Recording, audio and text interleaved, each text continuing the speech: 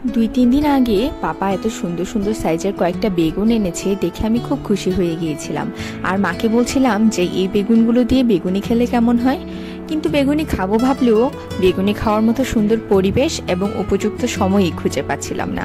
আজকে বিকালে হঠাৎ করে দেখি খুব সুন্দর বৃষ্টি এসেছে, ঠান্ডা ঠান্ডা একটা পরিবেশ, টিনের চালের উপরে জামরুলগুলো পড়ে আছে। তো ভাবলাম এমন পরিবেশে আসলে উপযুক্ত বেগুনি খাওয়ার জন্য, যেমন ভাবা তেমনি কাজ।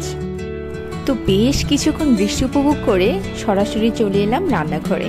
তারপর নিয়ে নিলাম একটা বোলের মধ্যে নিয়ে নিচ্ছি কিছুটা বেসন আর চালের গুঁড়া, দিয়ে দিচ্ছি কিছুটা পরিমাণের কালো জিরে। বেগুনিতে কিন্তু কালো জিরে না দিলে হয়ই না, খুবই ভালো লাগে যখন বেগুনি খাই দাঁতের নিচে যখন কালো জিরেগুলো পড়ে তখন একেবারে অন্যরকমই টেস্ট মনে হয়।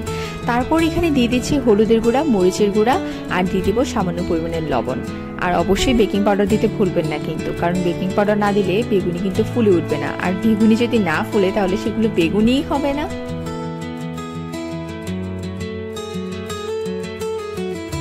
এবার এখানে নর্মাল টেম্পারে পানি দিয়ে নিচ্ছি আমি, এবং সবগুলো উপকরণকে ভালো করে মিশিয়ে এবং ফেটিয়ে নিব। বেশ কিছুটা সময় আস্তে ধীরে নেড়ে চেড়ে এটাকে ফেটিয়ে নিতে হবে, এবং একটু একটু করে আমি এখানে পানি দিচ্ছি যেন ব্যাটারটা কনসিস্টেন্সিটা ভালো করে বুঝতে পারি। একসাথে অনেকগুলো পানি দিয়ে দিলে কনসিস্টেন্সি বোঝা যাবে না, আর এটা একেবারে বেশি পাতলা হয়ে যাবে ব্যাটার। তাই আপনারা অবশ্যই এই জিনিসটা খেয়াল রাখবেন, অল্প অল্প পরিমাণ করে পানি দিয়ে ব্যাটারটাকে তৈরি করে নেবেন। তারপর এখানে বললাম যেমনটা সুন্দর সাইজের বেগুনগুলোকে আমি একদম পাতলা পাতলা করে স্লাইস করে নিয়েছি। আর তারপর এগুলোকে ভালো করে ধুয়ে কিছুটা পরিমাণ পানি দিয়ে বেশ কিছুক্ষণ ভিজিয়ে রাখবো। আর ওখান দিয়ে ব্যাটারটাকেও বেশ কিছুক্ষণ রাখতে হবে, আধা ঘন্টার মতো। তো বেগুনি খাবো আর চা খাবো না তা তো আর হতে পারে না, তাই একটা সাইড দিয়ে হচ্ছে আবার চাও বসিয়ে দিলাম।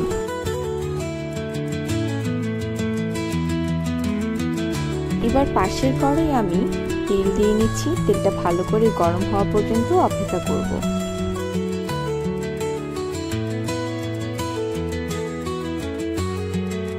তেলটা ভালো করে গরম হয়ে গেল, এবার একটা একটা করে বেগুনি দিয়ে দিচ্ছি।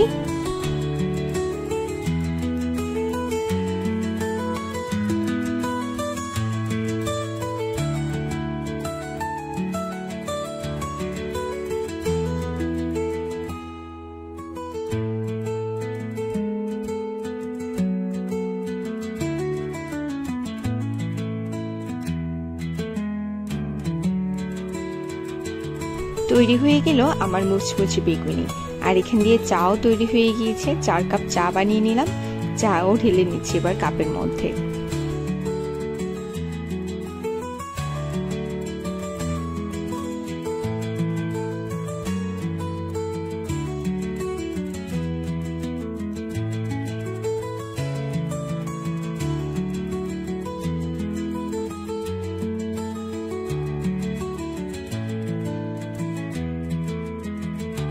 বেগুনিগুলো শুধু দেখতেই লোভনীয় না, খেতেও বেশ লোভনীয় ছিল আর খুবই মুচমুচে ছিল।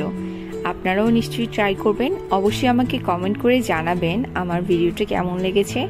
আর যদি ভালো লেগে থাকে তাহলে অবশ্যই ফলো করে দিবেন, আর আমাকে ফলো দিয়ে এভাবেই সাপোর্ট করে যাবেন। দেখা হচ্ছে নেক্সট ব্লগে। Till then tata.